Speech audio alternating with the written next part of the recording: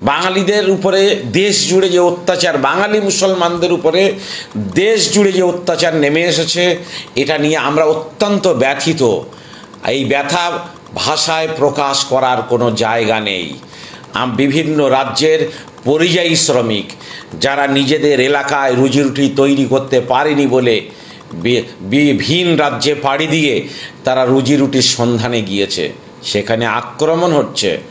আমরা আগামী 8 এপ্রিল বৃহস্পতিবার বেলা 1টায় ধর্মতলায় মিছিলের আহ্বান জানিয়েছি। এই মর্মে আজকে লালবাজারকেও চিঠি দেওয়া হয়েছে।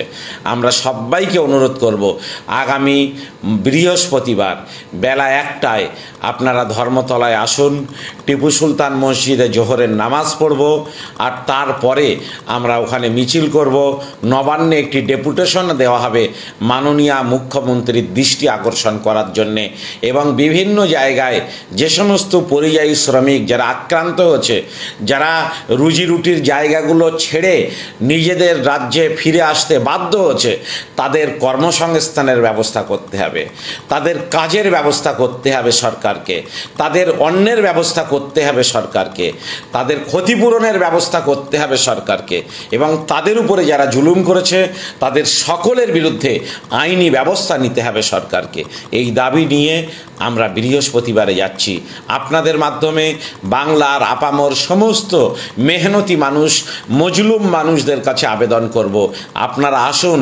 এই আওয়াজকে বলিষ্ঠ করতে হবে। আজকে যদি মজলুমের পাশে না দাঁড়ান, আজকে যদি জালেমের বিরুদ্ধে আপনি যদি সোচ্চার না হন, তাহলে আগামী দিনে আপনিও কিন্তু মজলুম হবেন।